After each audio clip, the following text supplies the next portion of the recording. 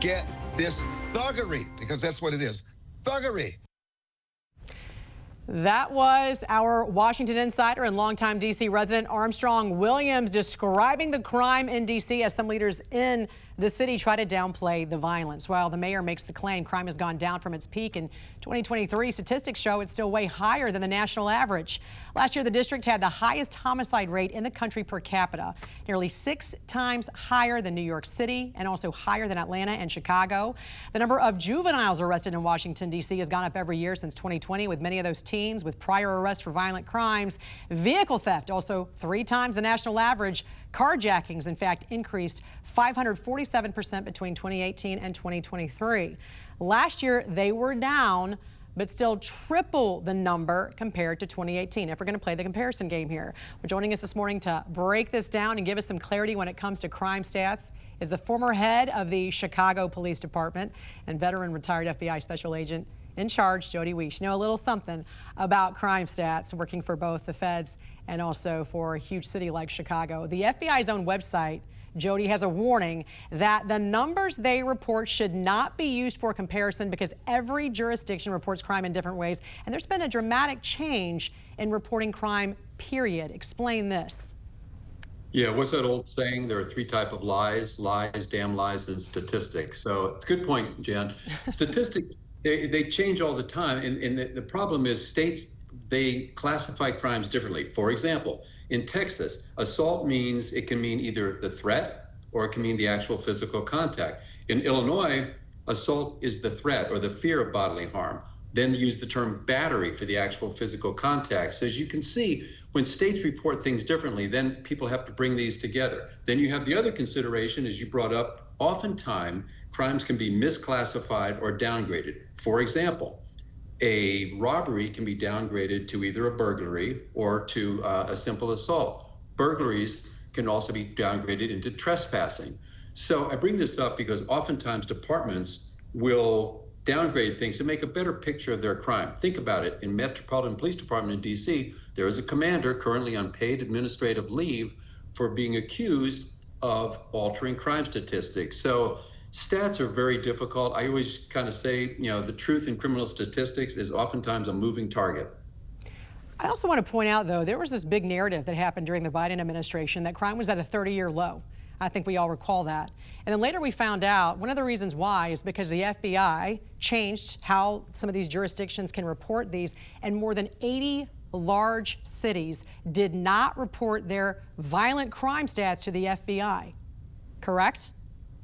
Yeah, there was when they switched over from the Uniform Crime Report to the NIBRS, the National Incident-Based System Reporting System, a lot of departments couldn't keep up with that, and they simply did not report these crimes. So as a nation, we see all these stats go down. But again, it gets back to that way, Jan. How do you feel? How do you, as a citizen, a resident in D.C., how do you feel? I kind of say this: if I ballooned up to 350 pounds and I dropped 50 pounds, you'd go, great job, Jody. But you know what? I'm still fat at 300 pounds. So you drop all this crime down and that looks good. But if crime is still peaking, you look at DC right now, their murder rate, which is a stat I use a lot, is higher than so many different capitals around the globe. So I think what Trump did was absolutely appropriate to federalize it, bring in those extra resources to start tamping down this crime. I want to ask you about a study in July by the Council on Criminal Justice. It found the chances of a person facing a violent crime in Washington, D.C., again, according to stats from D.C., did drop in recent years, but the possibility of dying during a crime skyrocketed. In fact, the study examined violent crime data from about 17 large cities between 2018 and again last year, specifically investigating the lethality of violent crimes in those cities. Washington, D.C. had the highest lethality level out of the group, which included Baltimore and Chicago. In fact, it had a 38% increase in that compared to 2018. What'd you make of this? Wow, that's amazing. And if you think about it, what's going to make you feel unsafe? You know, petty crimes on the street, or the fact that people are getting killed around you. If there's a fear and your city has the highest rate of lethality, wow, does that do something to form the perception? I would say yes. So that's why I think you have the residents of DC expressing their gratitude and appreciation for the federalization that has taken place, because they can see the effect. That fear is going away. And yeah, so it's like kudos to this you have a less administration. chance of being victimized, essentially, is what it's saying. But if you are victimized, you have a bigger chance of dying, is what that sounds like to me. Now, one thing that's not being disputed, quite frankly, from either side, because there is this curfew here for juveniles, is that there has been this rise in juvenile crime. Why do you think D.C. specifically and some other major cities is seeing this? Well, the council put forth some ordinances and some laws that make it hard to charge juveniles as adults. And I'm not opposed to that. If a good kid makes a mistake, maybe he steals a car, but nobody gets hurt, you know, should that kid be given a break? Should he be kept from going into the criminal justice system? Perhaps. But when you've got 13, 14, 15-year-olds doing armed carjackings, why are they doing that? Because there's no deterrence. And the laws have to change a little bit. You got to let Janine Pirro prosecute these kids as adults. Because when you're doing an armed carjacking, and they've done, I think, 13 and 15-year-old females caused a carjacking that caused the death of someone. Why are they doing it? Because there's no deterrence. And that's what we have to get, is to deter young men from making bad choices. And there's plenty of repeat offenders. We have seen that too with these juveniles.